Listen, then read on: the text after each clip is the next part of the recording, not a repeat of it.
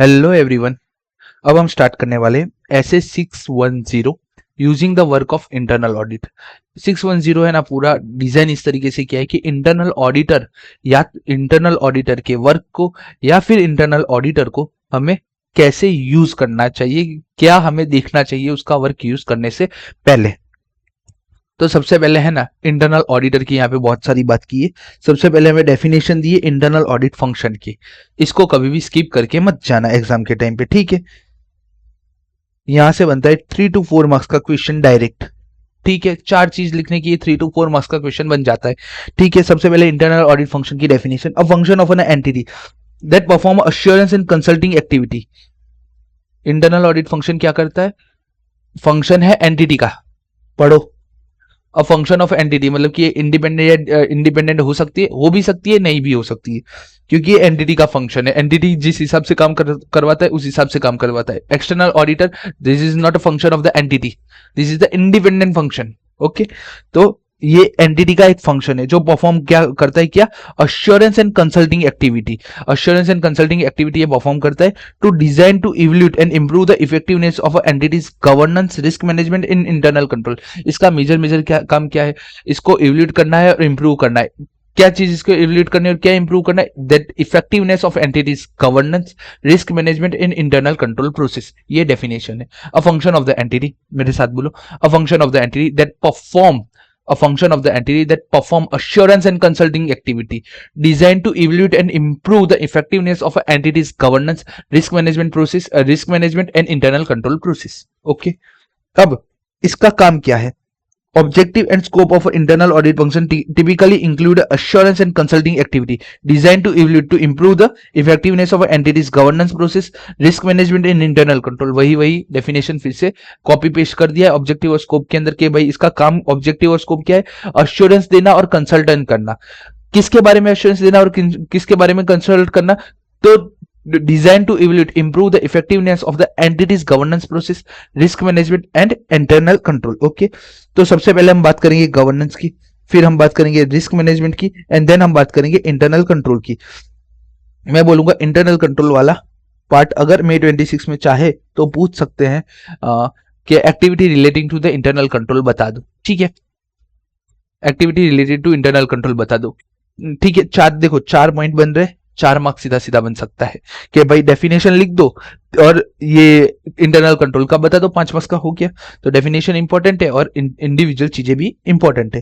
तो activity related to governance, तो internal auditor function में असिस्ट द गवर्नेंस प्रोसेस। अब एक एंटिटी के अंदर 3 चीजें होती है, गवर्नेंस, रिस्क मैनेजमेंट और इंटरनल कंट्रोल, जो जिसके ऊपर इंटरनल ऑडिटर का सबसे ज्यादा ध्यान रहता है।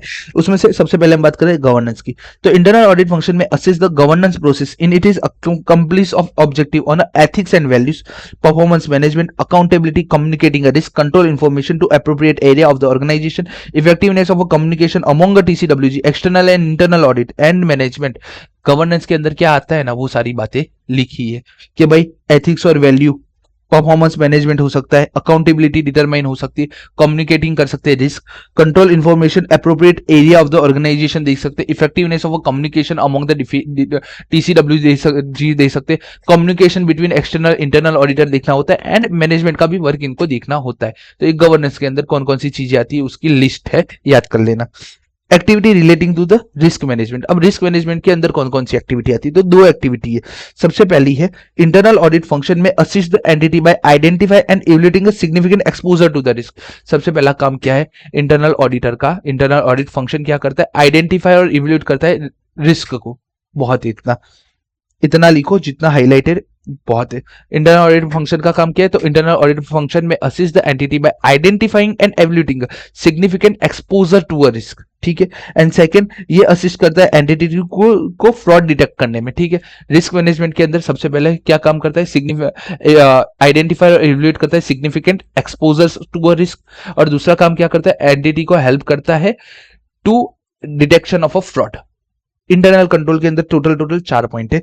सबसे पहला है इंटरनल कंट्रोल को इवल्यूट करने का काम करता है, उसके बाद उसका एग्जामिनेशन करता है फाइनेंशियल एंड ऑपरेटिंग इंफॉर्मेशन को, उसके बाद ऑपरेटिंग एक्टिविटीज का रिव्यू लेता है, एंड देन रिव्यू करता है compliance with the law and regulation. अंदर का स्टफ नहीं पढ़ रहा हूँ, ये 4 पॉइंट ही इंपॉर्टेंट है, ये 4 पॉइंट भी याद रहेगा, बहुत है हमारे लिए। तो देखो, अगर इंटरनल कंट्रोल पूछे आपको तो आप क्या बोलोगे? एज अ इंटरनल ऑडिटर सबसे पहला काम मेरा रहेगा, मैं जो भी इंटरनल कंट्रोल बने ना उसको इवेल्युएट करूं। इवेल्युएशन ऑफ इंटरनल कंट्रोल, तो द इंटरनल फंक्शन में be assign specific responsibility for reviewing a control, evaluate their operation and recommend improvement their threat to. In doing so the internal audit function provide assurance on the control. Evolution of internal control के अंदर उसको 3 चीजें करनी है। क्या करनी है? सबसे पहले रिव्यू करना है कंट्रोल को, इवोल्यूट करना है उसके ऑपरेशन को, ये लिखा रिव्यू करना है कंट्रोल को, इवोल्यूट करना है उसके ऑपरेशन को, और रिकमेंड करना है हमें इंप्रूवमेंट को। ये 3 चीजें करनी है। इवोल्यूशन ऑफ इंटरनल कंट्रोल के अंदर 3 पॉइंट याद रखो। हम रिव्यू करेंगे कंट्रोल को, इवोल्यूट करेंगे उसके ऑपरेशंस को, और रिकमेंड करेंगे इंप्रूवमेंट को, जिससे क्या होगा, एक इंटरनल कंट्रोल के ऊपर इंटरनल ऑडिट फंक्शन का अश्योरेंस हमें मिल सकता है कंट्रोल का। तो इंटरनल कंट्रोल के अंदर सबसे पहले हमें काम किया इवोल्यूशन ऑफ इंटरनल कंट्रोल। उसके अंदर क्या चीज करनी है? 3 चीजें करनी है। रिव्यू करना है कंट्रोल को, इवोल्यूटिंग करना है देयर ऑपरेशन को, एंड रिकमेंड करना है इंप्रूवमेंट्स को। ठीक है, अब उसके बाद क्या करना है? उसके बाद इंटरनल कंट्रोल के अंदर हमें फाइनेंशियल और ऑपरेटिंग इंफॉर्मेशन को एग्जामिन करना है। सब कुछ इंटरनल कंट्रोल से ही जुड़ा है, याद रखना। इंटरनल कंट्रोल में सबसे पहले evolution of the internal control, उसके बाद क्या करो? फाइनेंशियल और ऑपरेटिंग इंफॉर्मेशन को देख लो। अब फाइनेंशियल और ऑपरेटिंग इंफॉर्मेशन का जब हम एग्जामिनेशन करेंगे तो क्या करेंगे? तो आइडेंटिफाई करो, रिकॉग्नाइज करो, मेजर करने का काम करो, क्लासिफाई करो, और and report of financial and operating information. Make a specific inquiry into individual items, including a detailed testing of a transaction balance and procedure। क्या करना? भाई इंटरनल ऑडिट फंक्शन जब फाइनेंशियल और ऑपरेटिंग इंफॉर्मेशन का examining करेगा तो क्या करेगा? हर एक चीज को आइडेंटिफाई करेगा, उसको रिकॉग्नाइज करेगा, उसको मेजर करेगा, उसको क्लासिफाई करेगा। ठीक है, वही अकाउंट्स की बात है। उसके अलावा उसका काम क्या है? रिपोर्ट बनाना फिनेंशियल और ऑपरेटिंग इंफॉर्मेशन पे। वो एक रिपोर्ट बनेगा, डिटेल आइडेंटिफाई, रिकॉग्नाइज, मेजर और क्लासिफाई करके एक रिपोर्ट बनेगा फिनेंशियल और ऑपरेटिंग इंफॉर्मेशन के ऊपर। बाद में उसके अंदर भी वो इन डिटेल में जाएगा और इंक्वायरी करेगा इंडिविजुअल आइटम की। बहुत है। Review of operating activities. Okay, तो सबसे पहले हमने बात की इवोल्यूशन ऑफ इंटरनल कंट्रोल, उसके अंदर 3 चीजें कौन कौन सी थी? इवोल्यूशन ऑफ इंटरनल कंट्रोल के अंदर 3 चीजें थी। रिव्यू करो कंट्रोल को, इवोल्यूट करो देयर ऑपरेशन, एंड रिकमेंड करो इंप्रूवमेंट को। ठीक है, अब इंटरनल कंट्रोल के अंदर सेकंड एक्टिविटी उसकी क्या है? एग्जामिन करना है फाइनेंशियल और ऑपरेटिंग इंफॉर्मेशन। उसके अंदर आइडेंटिफाई करो, रिकॉग्नाइज करो, मेजर करो, क्लासिफाई करो, और रिपोर्ट बना फिनेंशियल एंड ऑपरेटिंग इंफॉर्मेशन के बारे में, और स्पेसिफिक इंक्वायरी करो इंडिविजुअल मैटर के बारे में। उसके बाद क्या बोला भाई? ऑपरेटिंग एक्टिविटी भी तुम देख लो, इंटरनल ऑडिटर हो, इंटरनल कंट्रोल चेक कर रहे हो, तो इंटरनल कंट्रोल के साथ साथ ऑपरेटिंग एक्टिविटी भी चेक कर लो। तो ऑपरेटिंग एक्टिविटी में हम क्या चेक करेंगे? Review the economy, efficiency and effectiveness of the operating activity. हमारी जो ऑपरेटिंग एक्टिविटी है वो इकोनॉमी के हिसाब से एफिशिएंट है और इफेक्टिवनेस है कि नहीं है वो देख लेंगे। एंड लास्ट में review of completion comply with the law and regulation. Internal control के अंदर लॉ एंड रेगुलेशन को भी कंप्लाई करने का एक पार्ट होता है। तो इंटरनल ऑडिट हम क्या देखेंगे यहाँ पे? हम यहाँ पे देखेंगे भाई वो रिव्यू कर रहे हैं, compliance with the law and regulation कर रहे हैं, और अदर एक्सटर्नल रिक्वायरमेंट और मैनेजमेंट की पॉलिसी एंड डायरेक्टिव्स को प्रॉपरली कंप्लाई हो रहा है कि नहीं हो रहा है, कंप्लायंस की बात करेंगे। ठीक है, तो इंटरनल कंट्रोल के अंदर टोटल 4 चीजें। पहला इवोल्यूशन ऑफ इंटरनल कंट्रोल देख लो, एग्जामिनेशन करो ऑपरेटिंग एंड फिनेंशियल इंफॉर्मेशन। उसके बाद एग्जामिनिंग कर लिया इंफॉर्मेशन का, अब एक्टिविटी देख लो, examination of operating activity, review of operating activity, and last में रिव्यू कर डालो compliance with the law and regulation.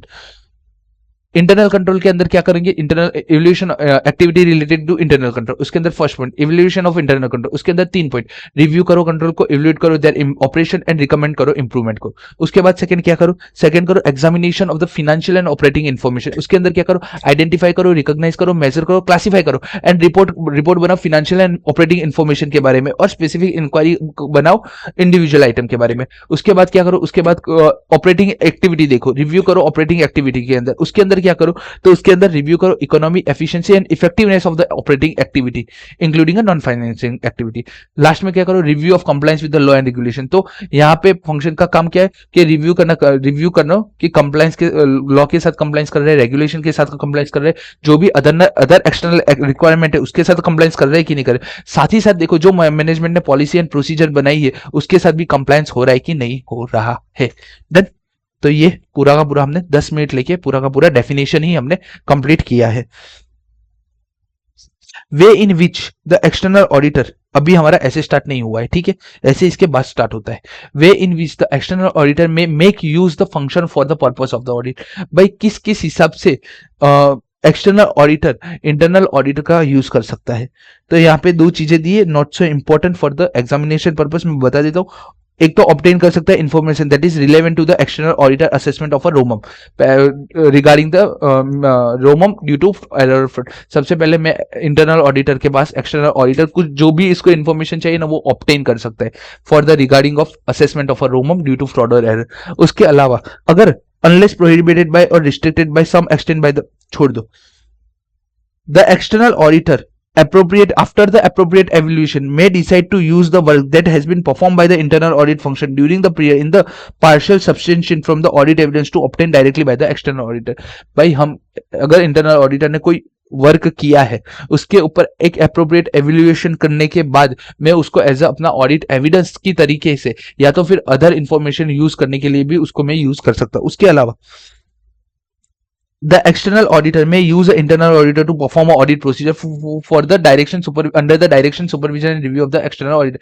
ये क्या बोल रहा है, ये बोल रहा है कि सब कुछ जाने दो, उसका वर्क भी जाने दो, मैं एक्सटर्नल ऑडिटर को बोलूंगा भाई तू ये काम करेगा, मैं जैसा करूं डायरेक्शन मेरे डायरेक्शन सुपरविजन और मेरे रिव्यू के अंडर में तू मुझे ये ऑडिट प्रोसीजर करके देगा, तो वो भी इंटरनल ऑडिट करके देगा। तो ये तीन चीजें इंटरनल ऑडिटर जनरली देता है, या तो इन्फॉर्मेशन दे देगा या वर्क दे देगा या अपने आप को ही दे देगा, ठीक है। स्कोप है, स्कोप जाने दो, सीधा सीधा मैं बात करता हूं एक्सटर्नल ऑडिटर की रिस्पॉन्सिबिलिटी क्या है audit for the audit.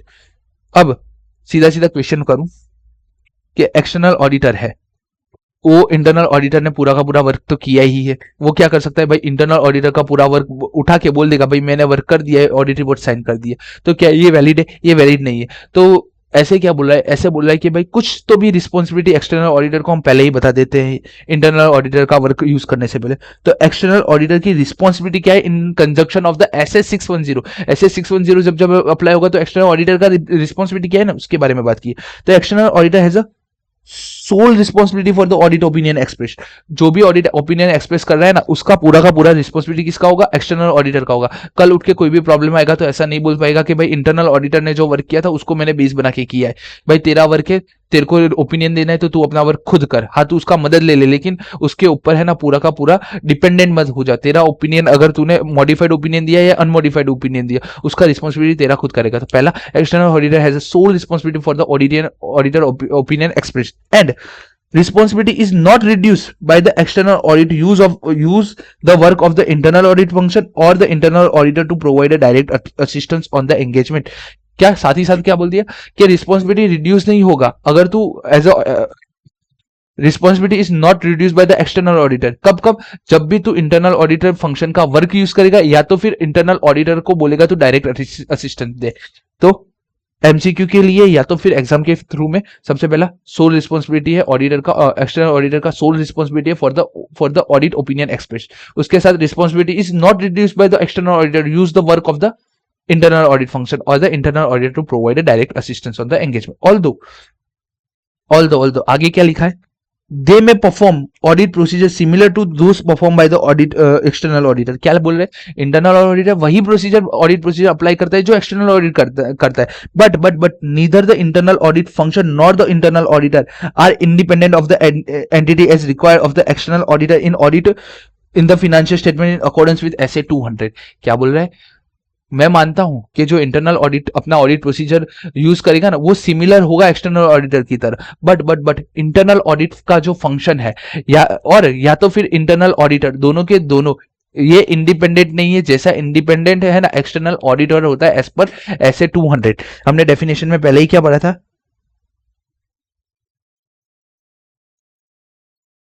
Function of the entity है, ये एंटिटी का फंक्शन है, ठीक है। तो अगर एंटिटी का फंक्शन है तो क्या वो इंडिपेंडेंट होगा कि नहीं होगा नहीं पता है हमें, ठीक है।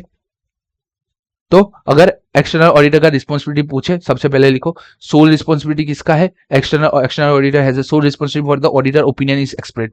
सेकंड लिखो responsibility is not reduced by the external auditor use the work of internal auditor function और internal auditor to provide a direct assistance. Third लिखो although internal auditor perform a audit procedure similar to those performed by the external auditor, but neither the internal auditor function nor neither the internal audit function nor the internal auditor are the independent of the entity as required by the of the external auditor in the audit of the financial statement as required by the or in accordance with SA 200. Therefore this SA defines the condition that necessary for an external auditor to be able to use the work of internal audit function, and it also be defined the necessary work effort to obtain a sufficient appropriate.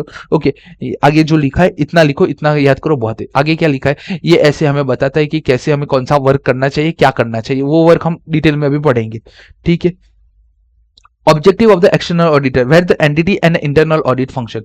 अब objective क्या है external auditor का, जब internal audit function हो तब।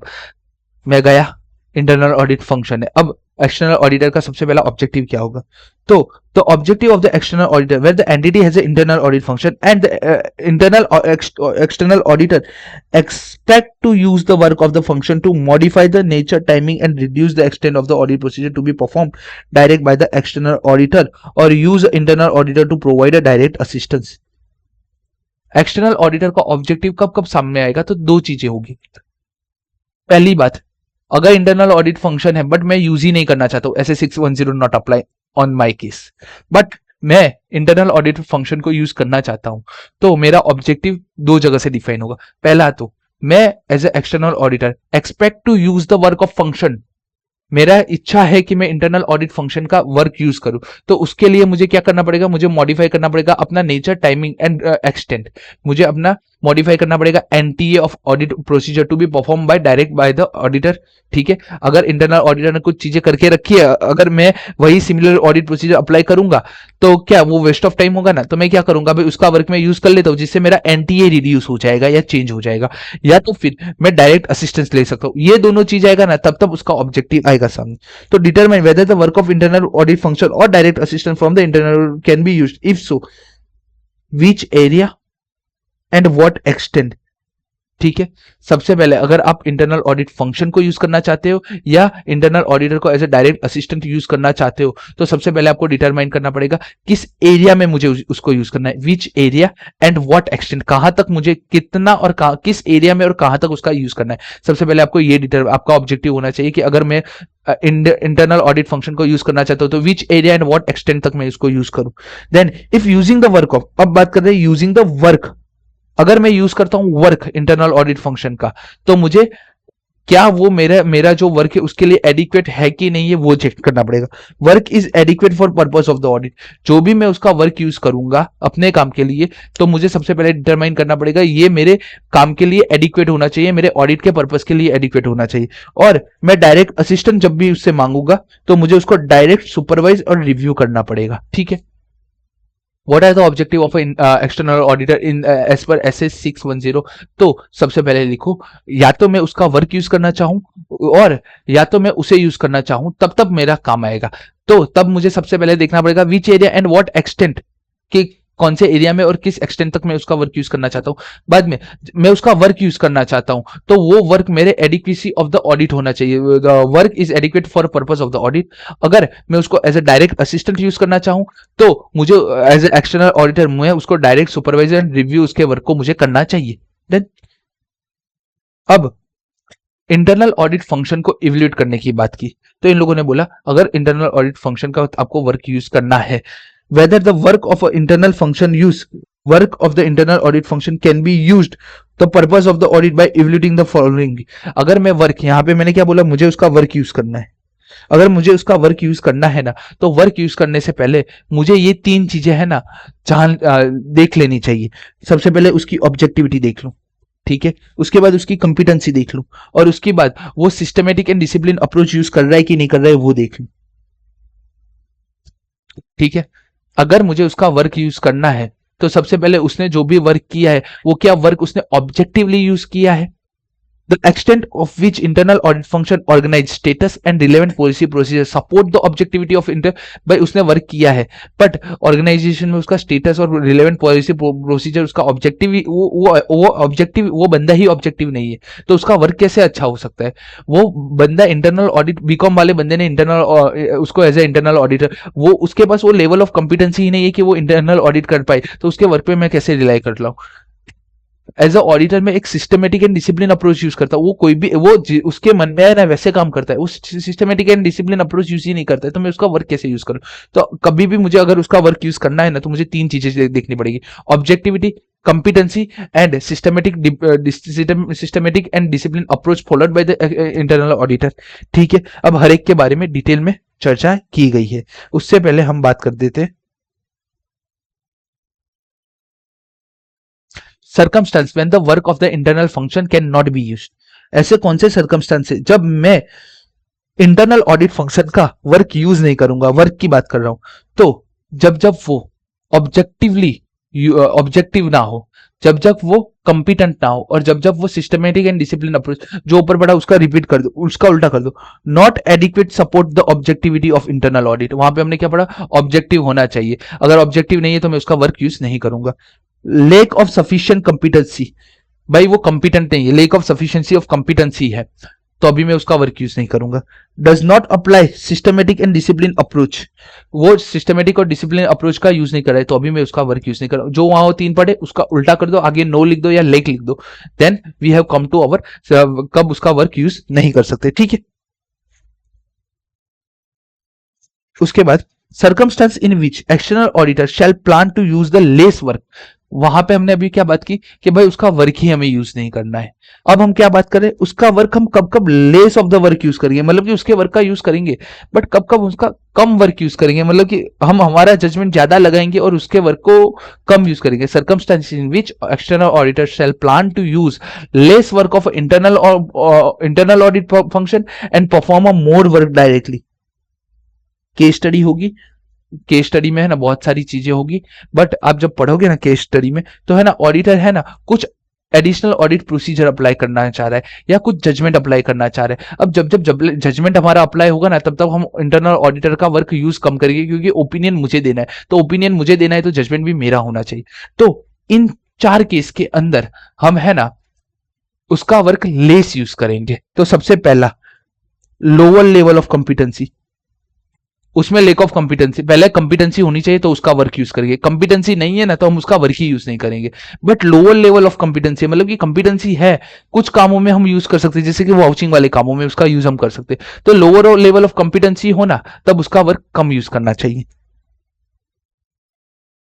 Than less objectively उसके objectively less है तब तब उसका वर्क हमें यूज कम करना चाहिए। ये दोनों ऊपर के ही आगे लेस लगा दिया है पहले नो पहले पहले दिया सीधा सीधा फिर बोल दिया कि कब कब यूज नहीं कर सकते लेस कब यूज कर सकते जब ये दोनों लेस हो तब लेस यूज करने का। अब उसके अलावा ये दो इंपॉर्टेंट पॉइंट है higher assess risk of material misstatement हो रोमम हाई होना तब तब हम उसका वर्क कम यूज करेंगे और अपने जजमेंट पे ज्यादा डिटरमाइन करेंगे हम अपने ऑडिट प्रोसीजर को अप्लाई करेंगे जब higher assess risk of material misstatement जब जब मोर जजमेंट इन्वॉल्व हो जब मुझे एज ए एक्सटर्नल ऑडिटर मुझे जजमेंट बहुत ज्यादा लगाना पड़े तब तब मैं है ना इंटरनल ऑडिटर का वर्क मैं कम यूज करूंगा। ठीक है अब मोर जजमेंट के अंदर भी उन लोगों ने दो चीजें दी है एक तो जब भी मैं ऑडिट एविडेंस गैदर कर रहा हूं ठीक है ऑडिट एविडेंस इवल्यूट कर रहा हूँ ऑडिट एविडेंस गैदर जो भी ऑडिट एविडेंस मिले मैं उसको इवल्यूट कर रहा हूँ ऑडिट एविडेंस मुझे इंटरनल ऑडिटर ने ला दिए बट इवल्यूशन का काम मेरा है इवल्यूशन जब भी मैं करूंगा तब मेरा जजमेंट लगेगा उसका जजमेंट नहीं लगेगा। तो जब भी मैं जो भी ऑडिट एविडेंस है उसको इवल्यूट करूंगा ना तब तब ज्यादा जजमेंट लगता है और जब जब ज्यादा जजमेंट लगता है तब तब मैं उसके वर्क को लेस यूज करूंगा। Planning and performing relevant audit procedure अगर कोई रिलेवेंट ऑडिट प्रोसीजर है जिसको मुझे प्लान और परफॉर्म करना है तो उस टाइम पे भी मैं उसके वर्क को यूज करूंगा क्योंकि ऑडिट प्रोसीजर जहां पे यूज करना है वहां पे मैं यूज करूंगा। कब कब मैं उसका वर्क कम यूज करूंगा तो चार केस है सबसे पहले लोअर लेवल ऑफ कॉम्पिटेंसी हो लेस ऑब्जेक्टिविटी हो थर्ड क्या है higher risk of material statement हो मोर जजमेंट और चौथा क्या है मोर जजमेंट इन्वॉल्व हो। मोर जजमेंट कब कब हो सकता है जब मैं ऑडिट एविडेंस को इवल्यूशन करूं या प्लानिंग एंड परफॉर्म करूं ऑडिट प्रोसीजर को। ठीक है हम हमारे ऑलमोस्ट 50% ऐसे पे पहुंच चुके हैं। ठीक है अब हम बात करेंगे एक एक करके ऑब्जेक्टिविटी की बात करेंगे, बाद में कंपिटेंसी की बात करेंगे, एंड देन लास्ट में हम बात करेंगे हमारी सिस्टमेटिक एंड डिसिप्लिन अप्रोच के ऊपर। ऑब्जेक्टिविटी और कंपिटेंसी के ऊपर से 5 मार्क्स का क्वेश्चन आ सकता है डायरेक्ट, ठीक है। ऑब्जेक्टिविटी एंड इट्स इवोल्यूशन, भाई ऑब्जेक्टिविटी क्या है पहले वो बता दो, और उसके लिए कौन कौन से हमें ऑब्जेक्टिव है कि नहीं है वो देखने के लिए हमें क्या क्या करना है। तो सबसे पहले बात करते हैं ऑब्जेक्टिविटी की। तो ऑब्जेक्टिविटी की डेफिनेशन हमने इतनी बार पढ़ी, ability to perform those task without allowing a bias, conflict of interest और undue influence of others to override our professional judgement. भाई ऑब्जेक्टिविटी क्या बोलता है कि मैं बायस नहीं हूं, मेरा कॉन्फ्लिक्ट ऑफ इंटरेस्ट नहीं हो रहा है, मैं अनड्यू इन्फ्लुएंस नहीं कर रहा हूं जिससे मैं अपना जो प्रोफेशनल जजमेंट है ना उसको ओवरराइड कर दूं। बोलो मेरे साथ ऑब्जेक्टिविटी की definition, ability to perform those task, ability to perform those task without allowing a bias, ability to perform those tasks without allowing a bias, without conflict of interest or undue influence of others to override a professional judgment। ठीक है, definition completely याद करनी पड़ेगी। What are the objectivity, objectivity की definition है ability to perform those tasks without allowing a bias, conflict of interest or undue influence of others to override a professional judgment। अब objective है, बंदा objective है कि नहीं है, उसके लिए कुछ फैक्टर्स इन लोगों ने दे दिए। 4 फैक्टर है। 4 फैक्टर में सबसे पहले बात करते free of any conflicting responsibility. आपका जो इंटरनल ऑडिटर है वो कोई कॉन्फ्लिक्टिंग रिस्पॉन्सिबिलिटी के अंदर पड़ा हुआ है, तो अगर वो कोई कॉन्फ्लिक्टिंग रिस्पॉन्सिबिलिटी के अंदर पड़ा है, जैसे कि हैविंग अ मैनेजरियल और ऑपरेशनल ड्यूटी, उसको है ना मैनेजमेंट की, ऑपरेशन की ड्यूटी, वो सारी ड्यूटी और वो सारी अदर रिस्पॉन्सिबिलिटी भी दे दी है जो इंटरनल ऑडिट फंक्शन के बाहर की है, तो क्या वो ऑब्जेक्टिव होगा? नहीं होगा, उसको सारे काम खत्म करने। तो उसके पास सबसे पहला जो भी बंदा है ना उसके पास कोई भी ऐसी रिस्पॉन्सिबिलिटी नहीं होनी चाहिए जो उसके काम के साथ कॉन्फ्लिक्ट करे, ठीक है। तो free of any conflicting responsibility. बाद में any constraint or restriction placed on the internal audit function by a management or TCWG। अगर अगर अगर इंटरनल ऑडिट फंक्शन के ऊपर मैनेजमेंट या टीसीडब्ल्यूजी ने कोई रिस्ट्रिक्शन लगाए हैं तो क्या वो ऑब्जेक्टिवली वर्क कर पाएगा? नहीं कर पाएगा। तो हमें क्या देखना पड़ेगा? हमें ये देखो कि कोई भी रिस्ट्रिक्शन, एनी कंस्ट्रेंट्स और restriction placed on the internal audit function by management और टीसीडब्ल्यूजी, कि भाई उसके ऊपर कोई टीसीडब्ल्यूजी या मैनेजमेंट ने कोई रिस्ट्रिक्शन या कंस्ट्रेंट लगाए कि नहीं लगाए वो देख लो। तो ऑब्जेक्टिविटी के अंदर है ना 3 पॉइंट बहुत ईजी है। पहला पॉइंट क्या बोला? Free of any conflicting responsibility, internal audit function के पास कोई भी कॉन्फ्लिक्टिंग रिस्पॉन्सिबिलिटी नहीं होनी चाहिए, उसके ऊपर कोई भी रिस्ट्रिक्शन या कंस्ट्रेंट नहीं लगाए होने चाहिए बाय द मैनेजमेंट और टीसीडब्ल्यूजी। लास्ट में TCWG oversee the employment decision of the internal auditor function, मतलब कि एम्प्लॉयमेंट डिसीजन TCWG के पास में होना चाहिए। हमने पहले भी पढ़ा, जो TCWG होता है वो उसको है ना मैनेजमेंट से कोई मतलब नहीं है। अगर मैनेजमेंट अगर एम्प्लॉयमेंट डिसीजन लेता है इंटरनल ऑडिटर फंक्शन का, तो हो सकता है कि वो उसको है ना डराए धमकाए, उसको बोले मैं अगर तूने है ना ऐसा कुछ भी रिपोर्ट किया TCWG को जो फ्रॉड या एरर के अंडर में आता है, अगर तूने ऐसा कुछ भी TCWG या एक्सटर्नल ऑडिटर को बताया तो मैं तेरी है ना नौकरी से खा जाऊंगा या मैं तुझे जॉब से निकाल दूंगा। तो ये क्या बोलता है कि अगर TCWG ओवरसी करता है एम्प्लॉयमेंट डिसीजन को तो अच्छी बात है। देन लास्ट में डेफिनेशन है ability of function to be free from bias, conflict of interest और undue influence of the other to override professional judgement. देखो वही है,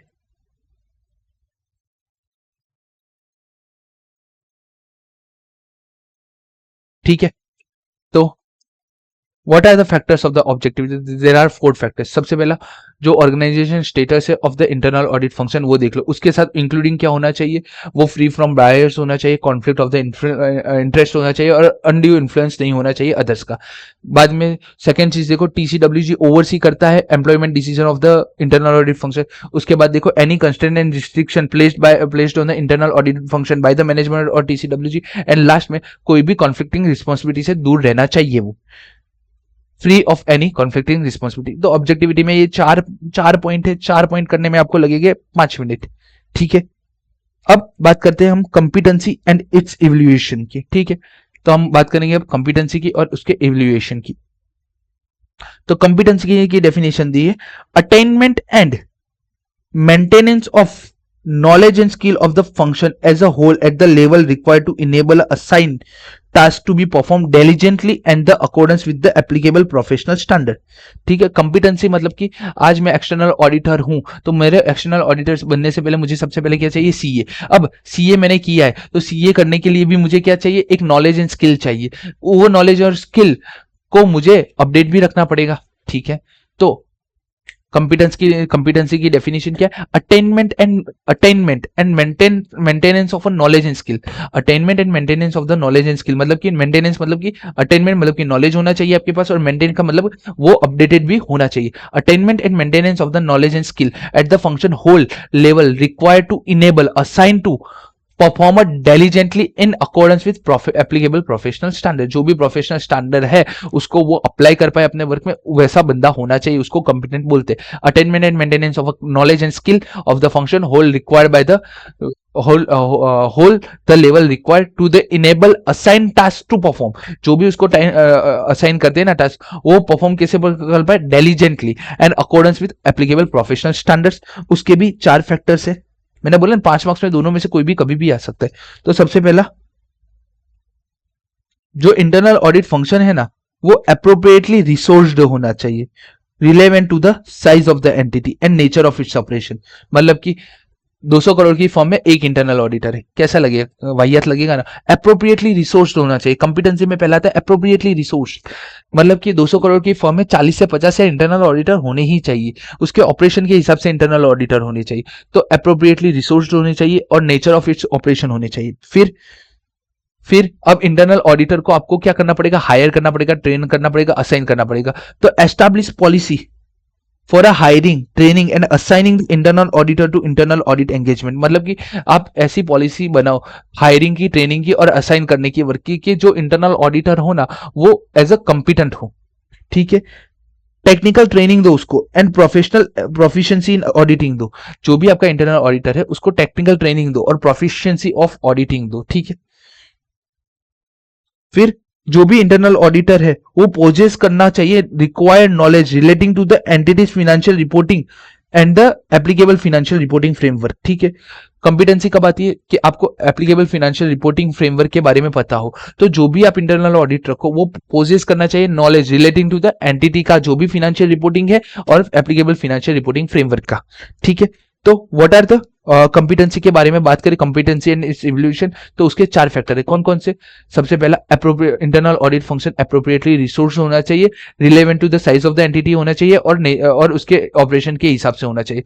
सेकंड, एस्टैब्लिश करो policy for hiring, training and assigning the internal auditor to internal auditors engagement.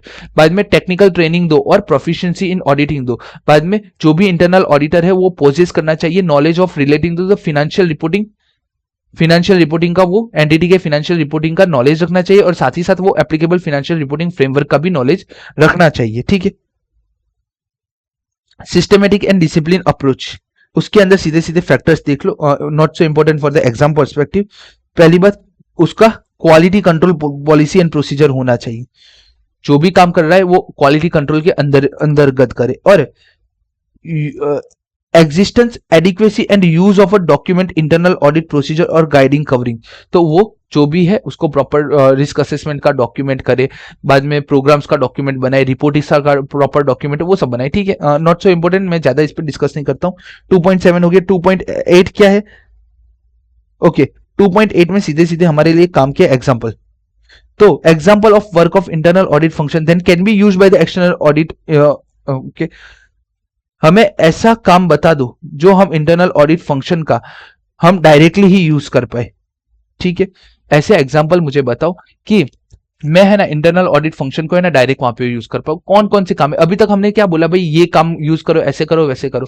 आप मुझे ऐसे कुछ example दे दो कि जो जिसका है ना मैं इंटरनल ऑडिट फंक्शन का मैं वर्क यूज कर पाऊं। तो यहाँ पे टोटल 5 एग्जाम्पल दिए।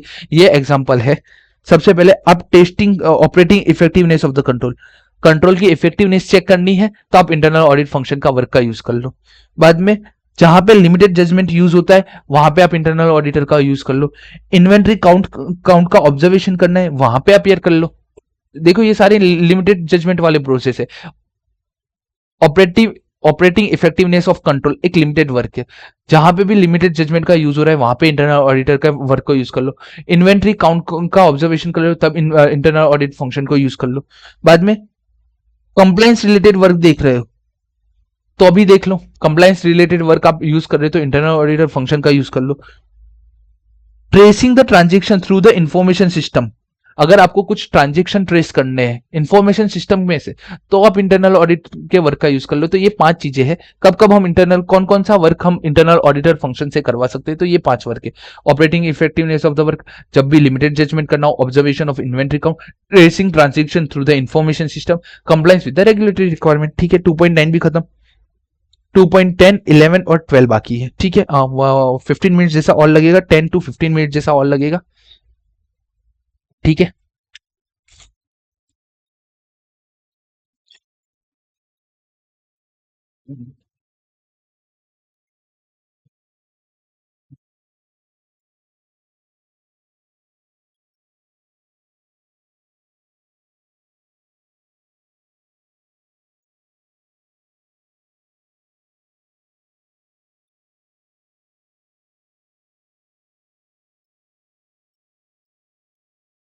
ओके। अब अभी तक है ना using the work of internal audit function. ठीक है, अभी भी हमारा वर्क ऑफ द वर्क वाला ही पोर्शन चल रहा है। अब मुझे है ना यूज करना है इंटरनल ऑडिट फंक्शन को, उसका वर्क को। If the external auditor plan to use, ये सब अभी तक हमने जो भी किया ना, कब यूज करना चाहिए, कितना यूज करना चाहिए, कहां पे यूज करना चाहिए, उसकी बातें हो रही थी। अब मैं फाइनली उसके प्लान को, उसके काम को यूज करना चाहता हूं।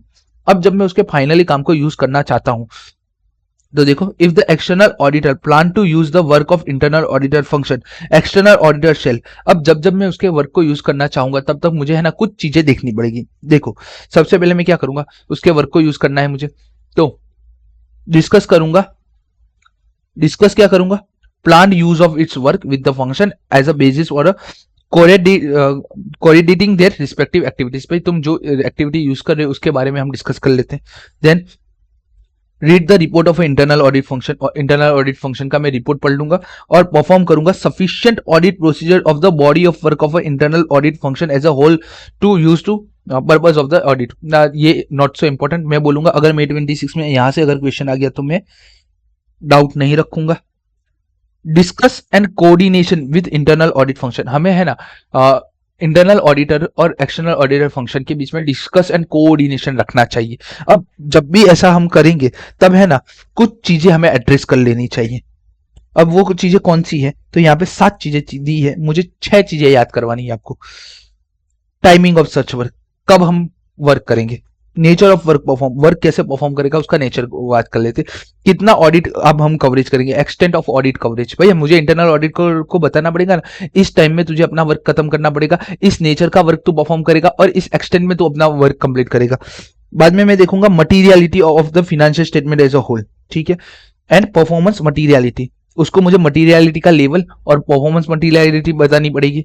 उसके बाद मैं क्या करूंगा, propose method of item selection and sample size. भाई तू तेरी तरीके से नहीं, मैं तेरे को बताऊंगा उस तरीके से तू सैंपल साइज का सिलेक्शन करेगा। Selection proposed method of item selection and sample size, तू कौन सा डॉक्यूमेंटेशन करेगा वो मैं बताऊंगा। और रिव्यू एंड रिपोर्टिंग प्रोसीजर, कि भाई हम रिव्यू और रिपोर्टिंग कब कब करेंगे वो भी मैं तेरे को बताऊंगा। ये 7 चीजें जो है आती है। Discuss and coordination with the internal audit function, कौन कौन सी कोऑर्डिनेशन हम करेंगे इंटरनल ऑडिट फंक्शन के पास, तो ये 7 चीजें। सबसे पहला एड्रेस करेंगे timing of such work, nature of work perform, external audit कितना कवरेज करेगा, materiality of the financial statement as a whole and performance materiality, propose method of selection and sample size, documentation of to be work perform, review and reporting procedure. उसके बाद क्या है, उसके बाद है coordination between the external auditor and internal function is effective. अब ऊपर हमने जो कोऑर्डिनेशन की बात की कि ये इतनी चीजें कोऑर्डिनेट करनी चाहिए, बट ये कोऑर्डिनेशन इफेक्टिव कब होगा, ये कोऑर्डिनेशन इफेक्टिव कब होगा, जब एक अप्रोप्रिएट इंटरवल के थ्रू आउट द पीरियड होगा। जो भी हमारा डिस्कशन होगा ना, एक सर्टेन टाइम के बाद हम अगर उसके साथ डिस्कशन करेंगे ना, मैंने उसको काम बोल दिया, 3 महीने बाद जब मैं रिपोर्ट साइन करने आया हूं तब वो मुझे बता रहा है काम। अब क्या यहाँ पे मैं उसका काम रिव्यू या वेरीफाई कर पाऊंगा जब मैं रिपोर्ट साइन कर रहा हूँ? तब नहीं कर पाऊंगा। तो मुझे हर एक 15 दिन या 10 दिन के बाद बीच में हमें उसके साथ डिस्कशन करना चाहिए। External auditor inform the internal audit function significant matter they may affect the function.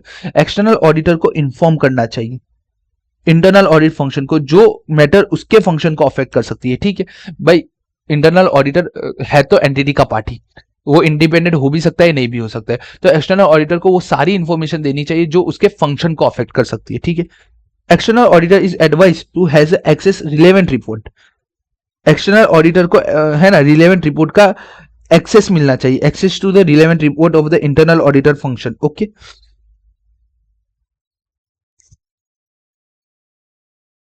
ठीक है। तो ये तीन चीजें जब जब होगी तब तब हम मानेंगे कि इन दोनों के बीच का कोऑर्डिनेशन परफेक्ट हो रहा है। कब कब? अप्रोप्रिएट इंटरवल डिस्कशन हो रहा है एक अप्रोप्रिएट इंटरवल के बीच में। एक्सटर्नल ऑडिट इन्फॉर्म करेगा जो भी मैटर अफेक्ट करेगी फंक्शन को, और एक्सटर्नल ऑडिटर के पास एक्सेस होगा relevant report of the internal audit function के। ठीक है, तो May 26 के लिए मुझे ये वाला इंपॉर्टेंट लगता है कि कब कब कौन कौन से मैटर हमें कौन कौन सी चीजें हमें इंटरनल ऑडिट फंक्शन को एड्रेस कर देनी चाहिए। 7 चीजें: timing of work, nature of work, extent of audit coverage, materiality of the financial statement as a whole and performance materiality, propose method of item and selection and sample size, बाद में documentation and review and reporting procedure. ठीक है, effective कब कब होगा coordination दोनों के बीच में? डिस्कशन एक अप्रोप्रिएट इंटरवल के थ्रू होगा। बाद में जो भी एक्सटर्नल ऑडिटर के पास जो भी इंफॉर्मेशन है जो एंटिटी को ऐसी मैटर जो एंटिटी के फंक्शन को अफेक्ट कर सकती है। ठीक है, एंड देन एक्सटर्नल ऑडिटर के पास एक्सेस हो रिलेवेंट रिपोर्ट का जो इंटरनल ऑडिटर फंक्शन ने परफॉर्म की है। ठीक है, अब डायरेक्ट असिस्टेंस की बात करते हैं। अभी तक पूरी की पूरी जितनी भी बात हुई ना, वो कौन कौन सी बात थी भाई? वर्क के रिलेटेड बात थी। अब असिस्टेंस के रिलेटेड बात कर लेते हैं। असिस्टेंट के रिलेटेड बात कर लेते हैं कि भाई उसमें सीधा सीधा हम बात करते हैं, external auditor shall not use an internal auditor to provide a direct assistance. भाई कब कब मैं डायरेक्ट असिस्टेंस के लिए इंटरनल ऑडिटर को नहीं ले सकता हूं? तो सबसे पहला objectivity, threat to the objectivity. उसकी ऑब्जेक्टिविटी बायस है, वो ऑब्जेक्टिव बंदा नहीं है, या तो लेक ऑफ सफिशिएंट कॉम्पिटेंसी। ठीक है, वही वही बातें हैं पुरानी वाली कि भाई ऑब्जेक्टिविटी प्रॉपर नहीं है या तो फिर कॉम्पिटेंट नहीं है, तो हम उसको डायरेक्ट असिस्टेंस के लिए मना कर देंगे। ठीक है,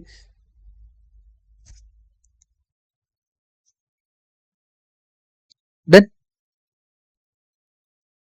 अब यहाँ पे भी है ना, ये जो छोटा सा है ना, यहाँ पे बताया है कब कब हम उसका वर्क यूज कर सकते हैं। तो if using internal auditor to provide a direct assistance is not prohibited by law and regulation. अगर लॉ एंड रेगुलेशन प्रोहिबिटेड नहीं करता है तो external auditor plan to use an internal auditor to provide a direct assistance on the external auditor shall evaluate। देखो क्या बोल रहे हैं, एक्सटर्नल ऑडिटर का प्लान है इंटरनल ऑडिटर को as a direct assistant approve direct assistant use करने का, पहली बात। दूसरी बात, कोई भी लॉ एंड रेगुलेशन उसको प्रोहिबिटेड नहीं करते, तो उसका वर्क यूज करने से पहले वो इवल्यूट करेगा existence and significant threat to the objectivity. भाई उसकी ऑब्जेक्टिविटी कोई थ्रेट नहीं आ रहा है, उसकी लेवल ऑफ कॉम्पिटेंसी चेक करेगा of the internal audit and external auditor evaluation of existence and significant threat of internal. Okay, वही वही बात लिखिए, सीधी सीधी बात है। उसकी ऑब्जेक्टिविटी को थ्रेट नहीं होना चाहिए और लेवल ऑफ कॉम्पिटेंस होना चाहिए, तब हम उसको as a direct assistant use कर सकते हैं। कब कब नहीं यूज कर सकते? जब जब उसकी ऑब्जेक्टिविटी को थ्रेट हो और जब जब वो लेक ऑफ सफिशिएंट कॉम्पिटिशन करता हो। ठीक है, external auditor shall not use an internal auditor to provide a direct assistant।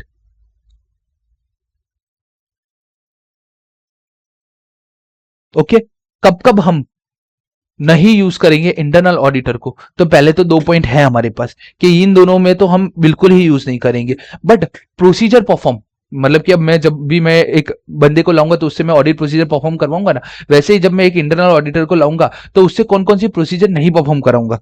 तो जहां पे सिग्निफिकेंट जजमेंट हो, वही है, वहां पे हमने मोर जजमेंट बोला था, यहाँ पे मैं क्या बोलूँ, सिग्निफिकेंट जजमेंट है, higher assess risk of material misstatement है। ठीक है, and related to the work with which internal audit have been involved and which has already been or will be reported to the management or TCWG by the internal audit function।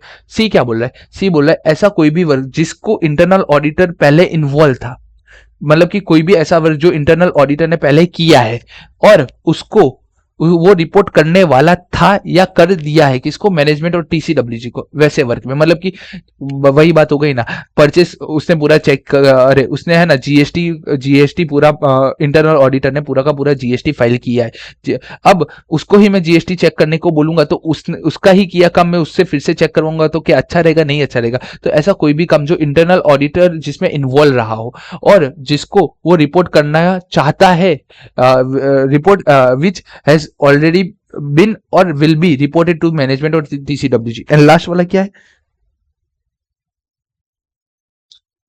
Decision that external auditor makes in accordance with the SS. Okay, कब कब हम external audit internal auditor को मना कर देंगे audit procedure करने के लिए, तो जब भी ये चार मैटर हो, जब भी सिग्निफिकेंट जजमेंट करना हो ऑडिट में, high risk of material misstatement हो, related to the work with the internal auditor have been already involved, इतना ही याद रखो बहुत है। And decision that external auditor makes in accordance with ऐसे, ये चार जब पॉइंट हो ना, तब तब हम जो भी ऑडिट प्रोसीजर करेंगे ना उसमें हम इंटरनल ऑडिटर को पार्ट नहीं करेंगे। कौन कौन सी, सिग्निफिकेंट जजमेंट हो, हाई रोमम हो, related to the work with the internal auditor have been involved already, and decision that the external auditor makes in accordance with the SS. ठीक है, prior to using internal auditor to provide a direct assistance for the purpose of the audit, the external auditor shall, अगर मुझे direct assistance चाहिए internal auditor का external auditor के work में, तो उससे पहले मुझे ये दो चीजें करनी है।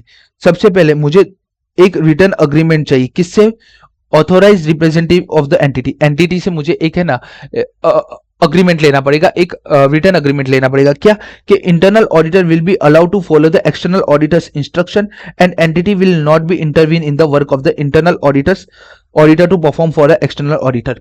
पहला यार एंटिटी से ले लो भाई, ये इंटरनल ऑडिटर है, इसको मैं जो बोलूंगा ना वो काम वो करेगा, और इसके बीच में है ना एंटिटी आके उसको बोलेगी नहीं भाई ये मत कर वो मत कर। तो पहला ऑब्टेन करेंगे written agreement from the authorised representative of the entity that the internal auditor will be allowed to follow the external auditor's instruction and entity will not intervene work with the internal auditor performed by for the external auditor। जो भी मेरे लिए वो work perform कर रहा है उसके बीच में आप आके कुछ भी नहीं बोलोगे।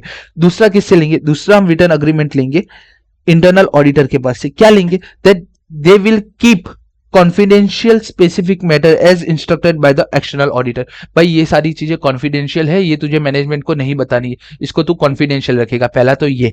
And external auditor any threat of their objectivity, और इन्फॉर्म कर तेरी ऑब्जेक्टिविटी को कोई भी थ्रेट हो रहा हो। दो अग्रीमेंट लेंगे, एक मैनेजमेंट से लेंगे, एक इंटरनल ऑडिटर से लेंगे। मैनेजमेंट से क्या लेंगे, internal auditor will be allowed to follow the external auditor's instruction, और उसके साथ क्या क्या लेंगे, entity will not intervene in the work of the internal auditor perform to the for the external auditor. Internal auditor से दो agreement लेंगे, पहला क्या लेंगे, will keep the confidential specific matter as instructed by the external audit, and second क्या लेंगे agreement, WR के inform the external auditor of any threat of their threat of their objectivity.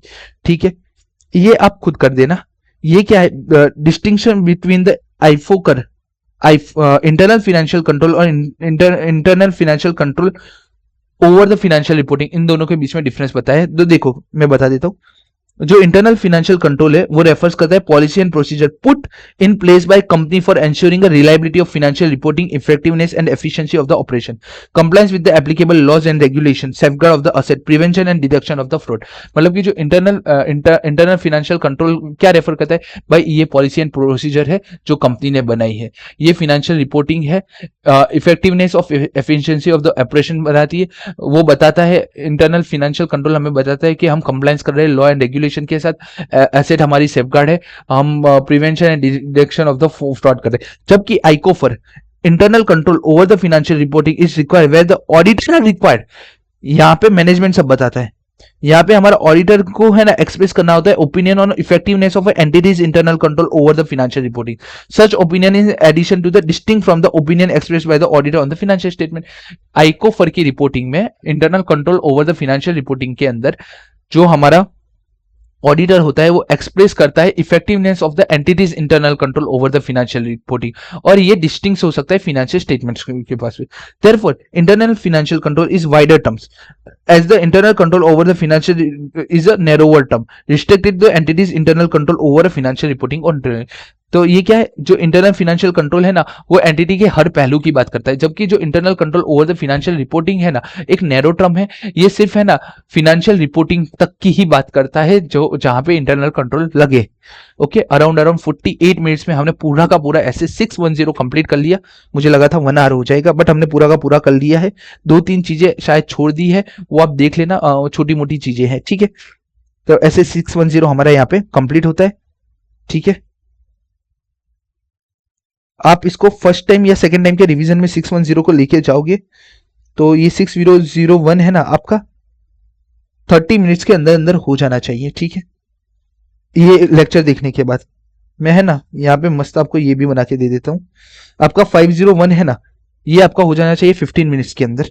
505 हो जाना चाहिए आपका 15 मिनट्स के अंदर, ठीक है। कुछ 15 नहीं, बट इसको आप 20 मिनट्स ले लो, ठीक है। ओपनिंग बैलेंस वाला ये आपका हो जाना चाहिए 15 मिनट्स के अंदर। एंड यहाँ पे हार्डली 10 मिनट्स बहुत है, मतलब कि 1 आवर के अंदर ये ऐसे 1.5 घंटे के अंदर ये 5 ऐसे आपके कंप्लीट हो जाने चाहिए, मेरा मानना ऐसा है। मिलते हैं नेक्स्ट लेक्चर में। लाइक शेयर सब्सक्राइब करना ना भूले। हमने 610 का कंप्लीट कर दिया। अब यहाँ मेजर ऐसे 500, 520, 530 ये 1.5 घंटे के बड़े बड़े ऐसे से, तो देखते हैं ये कैसे कंप्लीट करने हैं। अभी हम बढ़ेंगे चैप्टर 8 की तरफ नेक्स्ट लेक्चर में, ठीक है। मिलते हैं नेक्स्ट लेक्चर में।